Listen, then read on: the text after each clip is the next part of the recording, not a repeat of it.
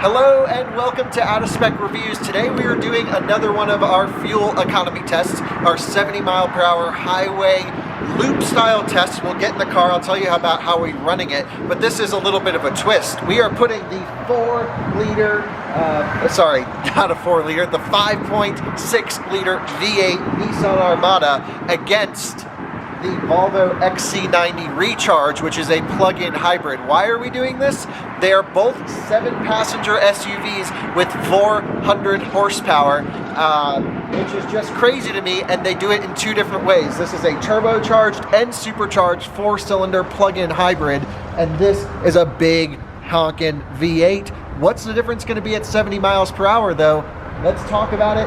There's a lot going on with the Volvo with the hybrid system. This just likes to cruise. So Timon behind the camera is going to take the Volvo. With you on this drive, I'll be taking the Nissan. We're going to do our loop style test and see the fuel economy difference between the two. Let's go do it. So test procedures as normal. We're going to make sure we start with each car full of fuel. So let's get this thing plugged in. What we do is we're going to fill both with premium. This doesn't require it, but it makes more power on premium. Therefore, I don't want to risk not putting premium in it. So we're going to say, actually it says premium fuel is recommended. So we're putting premium in this, premium in the Volvo. We're going to fill it all the way until it stops.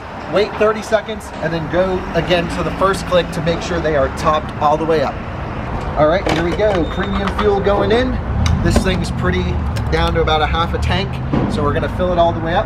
Let's get the Volvo fueling. There's something interesting about the Volvo I gotta tell you though. Now the Volvo has two fuel systems. It has this, a J1772 charging port with a hybrid battery system, about a 14 kilowatt hour battery pack.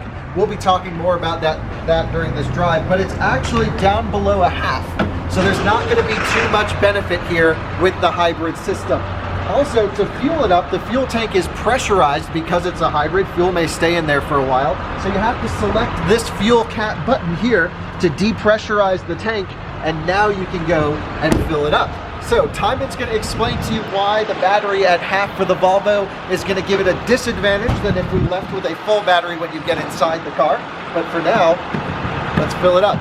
If only this worked. Well, we're already off to a bad problem here. The fuel door won't open. There's a fuel button inside to depressurize the tank. It doesn't work. Sorry for all the crazy noise around here. So I'm looking up here. What happens? Wouldn't open this morning. Oh, okay. So online it says we just need to unlock it and lock it, and that should work. I think we tried it, but the door was open. So let's cycle the Volvo. This is weird. We're gonna lock the car. It's locked, okay? So we're gonna unlock it. We're gonna hit the fuel depressurizer.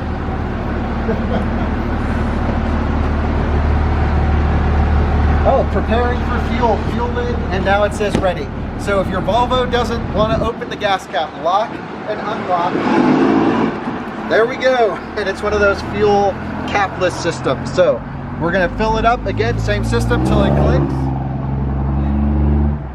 Coal rollers. And then we're going to let it go, and then we'll wait 30 seconds and go to the second click. And that way we know they're full. When we come back, we'll do the same thing, and that's how we calculate how much fuel we used, because we don't trust the in-car MPG estimates. What a weird thing with this fuel cap though. Apparently that's common on Volvos. I don't know.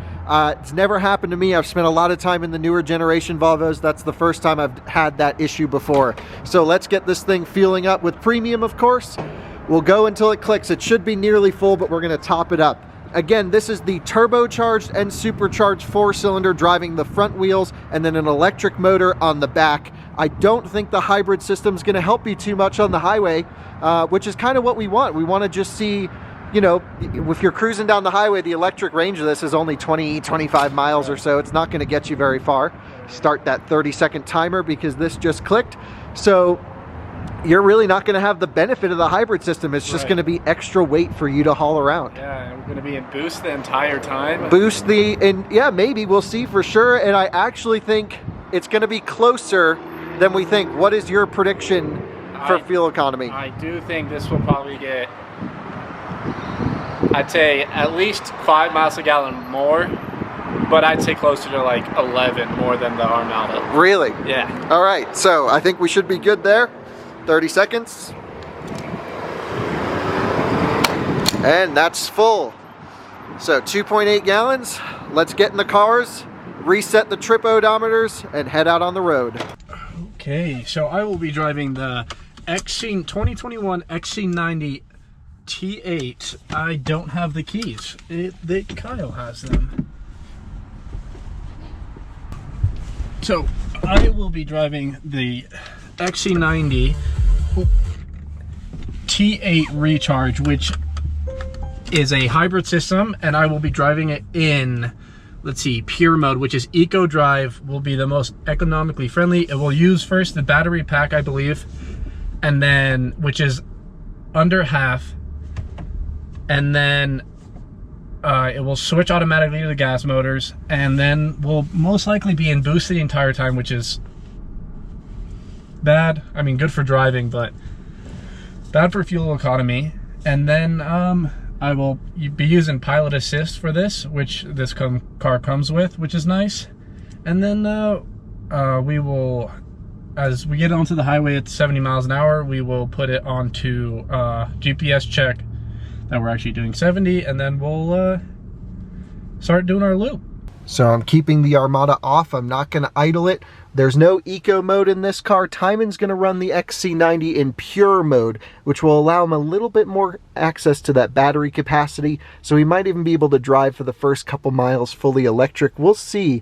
I think I really want that car to be almost dead, because it should be interesting to see the hybrid benefits will be gone. In fact, it should be hurting him because he's hauling around that extra weight. Where here we got the big 5.6 V8. We're going to run the car in automatic four-wheel drive. There's no two-wheel drive setting. We're not using snow mode. We're not using tow, and traction controls on. No eco settings. As soon as I get the A-OK from Timon, both cars are at operating temperature. We're going to start this thing up. Firing into life. There we go. And we're into drive. We're going to run as usual. Heated seats off. Our air conditioning right around 70 degrees on auto. Timon will do the same in the Volvo. And let's go into drive. Time to rock and roll. That thing is mega cool right there. Love those Land Cruisers. Big fan for sure. And let's get Timon on the phone just to confirm that he has the settings correct in the XC90. It's the first time he's running an MPG test by himself. Certainly not the first time, though, that he's ever done something like this. He does these with us all the time, and you can see him pulling out just behind us right there. We're going to do gentle accelerations right on the highway, right over here, and we'll end right back here, right off the highway. So we like to use this fuel stop because it is literally right off the highway, which is great. So let's get up to speed, 70, and put some distance behind me, and try not to get much aero benefit there in your hybrid SUV. And let's see how it does. We'll go up into Wyoming, turn around at that same exit, and come on back. Okay, sounds good. All right, see you along the way. We are merging onto the highway here. Volvo's just behind. We're gonna give the Armada every chance we can. Gentle acceleration up to 70 as usual. We have the beautiful Rocky Mountain views over there in the distance. Absolutely gorgeous. We are so lucky to live here in Colorado. And we have, this is the worst part, is this little gentle incline that we first pull on. So we need to get it up to 70. What do I have in this car for cruising? Well, we have some adaptive cruise control. So I'm gonna kick it on here, and I'm going to select 70 miles an hour, 68, 69, 70. Oh, it's kicking on the throttle. We're going to take our foot off the pedals. I'm going to select this little bubble here, and that's all of our safety systems. So it's going to help make sure we don't leave our lane. If we start drifting out of our lane, it'll push us back, and then we will just be cruising down the highway as usual. We should end in the nighttime. So we are now entering the highway, and it's going to be very light acceleration just to be more eco-friendly. And then we're gonna set my cruise control at 70 miles an hour. So I'm gonna be using pilot assist. I have distance set to maximum, so I don't get any aero benefit from being behind the Armada. And that way, both tests will be run equally. And I basically don't have to do anything besides touch the wheel a couple times, just obviously pay attention to the road. But other than that, I absolutely love this car. It's amazing. My dad has the wagon, the V90, I think is what it is. Also cross country. Also has pilot assist. No, I honestly do like this a little bit more because it has a little bit more space. You can fit 7 in the car, and it just drives, I think, it drives nicer. And this is like the perfect mom car, honestly. And or mom car, dad car. I mean, I would daily this. It's just super comfortable. It takes up every bump. You got massaging seats, heated steering wheel, heated seat and cooled seats, and an amazing sound system. You can just blow your eardrums out basically, which is fantastic. Already getting dirty looks from people from doing under the speed limit basically. So I'm just pulling up our GPS verification app that we always use to make sure that you know, the speedometer is not lying to us at 70. Timon will do the same, and I actually think at 70 mile per hour cruising it says we're doing 69, so I'm going to raise us 1 mile per hour to 71. Let's see, usually Nissans are pretty accurate. Perhaps this one's off. Yep, so 71 mile per hour selected is 70 mile per hour GPS verified. So we'll be cruising in the Armada on adaptive cruise control with the lane safety systems all in effect. We have following distance on the closest, but we prefer these conditions where there's no one around, no aero advantage, and see how it does. I don't know. This is going to be interesting to calculate for sure. I actually think the Armada is going to surprise us with how good it is. But on the other hand, I've averaged 9.8 miles per gallon driving this over the last 2 days because it sounds so good flooring it.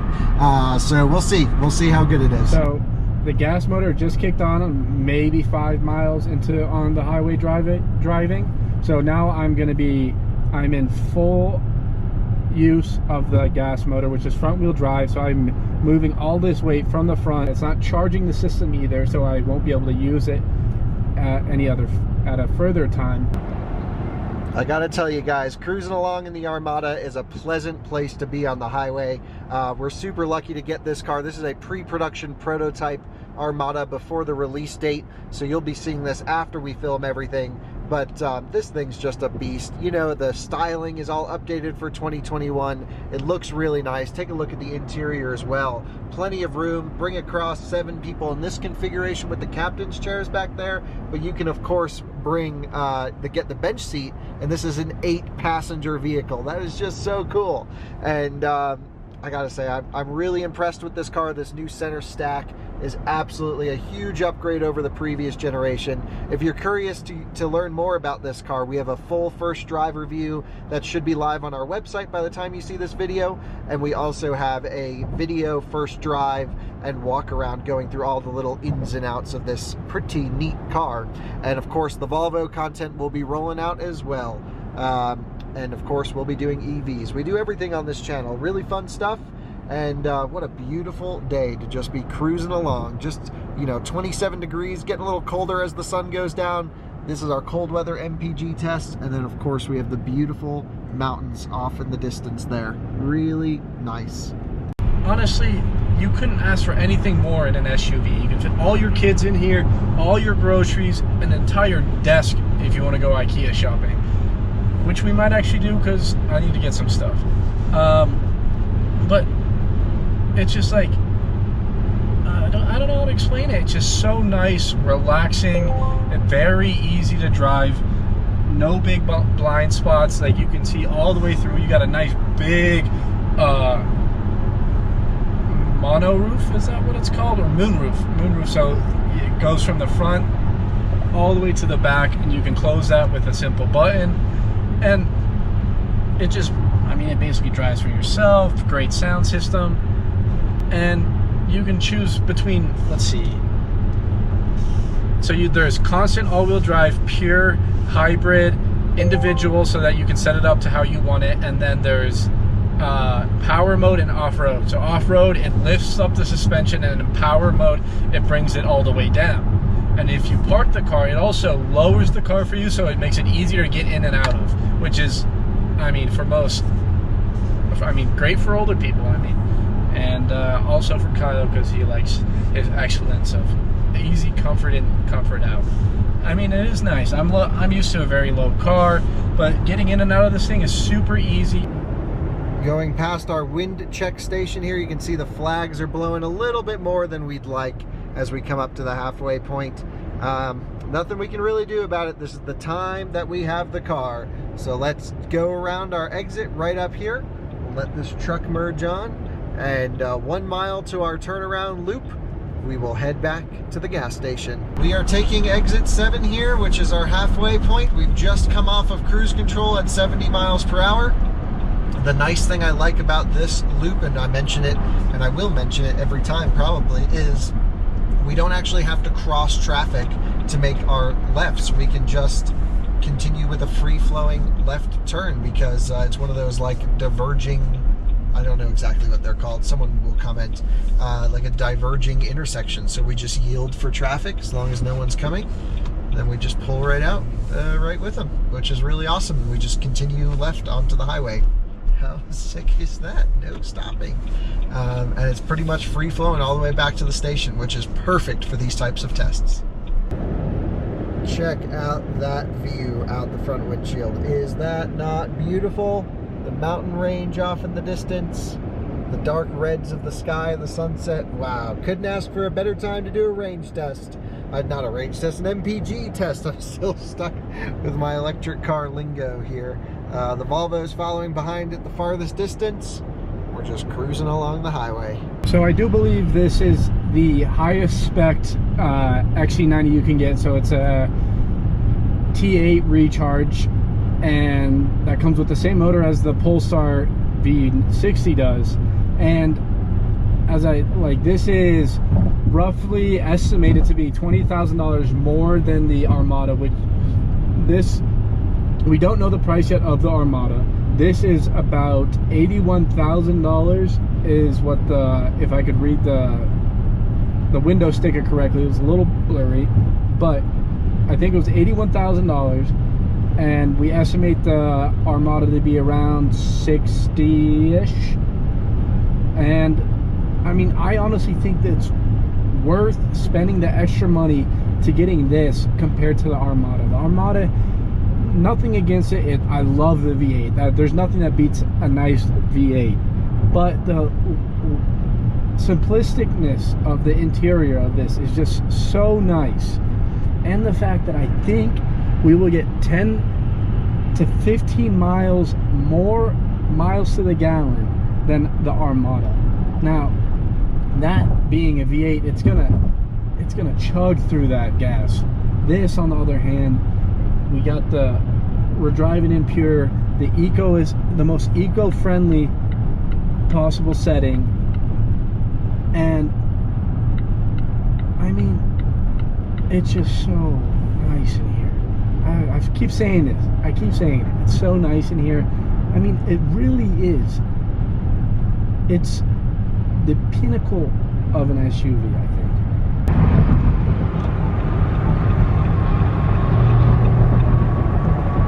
Getting bunched up in a little bit of traffic here. Just have to go past the slow camper.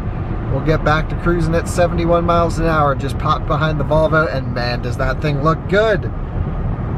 You know, across the entire lineup, I don't think anyone is doing styling better than Volvo right now. Every single car they make is stunningly gorgeous. Here is our exit. We are just taking it off. I'm gonna pull it off cruise control. There we go. And we are coming down for a stop, heading towards the gas station. I think that was about as good as we could get with these two cars running in ideal and identical conditions. That was great for a cold weather MPG test. And I'm super excited to see how much each car used. You can see our fuel gauge is still at full, but we're still, you know, we definitely came off the top. I'm sure he ran out of battery very soon into the drive. Be interesting to see. I have genuinely no idea. Again, we don't trust the in-car MPG units. We fill it up at the pump, And let's see, we left here, it was 31 degrees, right? It's 29 now, so nearly the same temperature back here. And of course, we have the 4 ChargePoint CPE 250 CCS Dynamo units for electric car chargers at this place as well. So we can do our gas cars and electric cars all at the same location for our efficiency runs. I think that's kind of neat. All right, we just got here, park engine off as soon as possible, and there we go. And Timon's just sharing his final thoughts, it looks like. And now we just pulled up into the gas station and put it in park. And we got them right there. We'll fill up and do our calculations, and then we will know the exact differences. This one's gonna be the one. It's gonna be the one. Okay, turn the car off. Press the gas button. Let's hopefully it works. Preparing to refuel. So it works this time. Amen. Timon, how was your drive in the XC90? Amazing, so comfortable. I know. Well, the Armada was comfortable too. I gotta say, this thing is, again, the new generation. I didn't really show you around it. Go take a look at our review. It's got the new revised styling. It's got good safety tech, super comfortable seats. I was lounging out the whole time. Yeah, me too, but with massaging seats. Nah, I did not have massaging seats. So which car are we gonna fill up first? The Armada. The Armada first? 100%. Okay, let's go see. It was 57.3 mile loop, Right. Same as we always do. And we are gonna see how much fuel the Armada's use. So we're gonna do our typical method. This time we can fill it with, well, we'll fill it with premium, it's recommended. So we'll top it up and and let's see how much fuel it used. All right, moment of truth here. We just did the Nissan Sentra before this. I think it only used 1.333 gallons, right? I'm sure this has used more than 1.3 gallons. Because that did 44 miles per gallon in our test almost. That car was unbelievably efficient. Yeah. And we're just about to go past that number. Yes, easily past that number. You got your timer ready? How far did it go down on the gauge? It's just at full, but normally it sits right past full. Okay. Oh. Uh-oh. Uh-oh. Thirsty. Yep, we are good. All right, click it. And that's the final number, 3.440 gallons on the Armada. We'll calculate the MPGs here in a minute. Let's go do the Volvo. Hopefully we don't have that same fuel filler issue and it'll let us unlock. Oh, he's already done it. It says fuel tank ready for refueling. Nice work, thinking ahead. Premium selected, and let's see, what did that use? 3.4 gallons or so? Yep. This is gonna be 1.5. You really think 1.5? How much battery did you run on, by the way? How long did it stay in electric? It couldn't have been long. Like 5 miles. Yeah, really? Well, that's pretty good. Oh, this is already so much more efficient. All right, 30-second timer start. 30 seconds has passed. Let's do the thing. Final number, 2.074 gallons. We'll do the calculations when we're home. This is cold. We know this was more efficient than the Nissan Armada. But what do you think? Does the engine noise in the Armada outweigh the fuel savings? 100%. Yeah, that thing sounds like a beast, doesn't it? I'd say that is worth some points. You do hear the supercharger in this at very low RPMs. But Hold on. I'm having autofocused issue. Go ahead, go again. You do hear the supercharger from the twin charge motor on this, but very low RPMs if you floor it at that point. Otherwise, it's dead quiet and sounds like a vacuum. Well, it decouples at 3,500 RPM and then it's just turbo. Oh, didn't know that. Cool.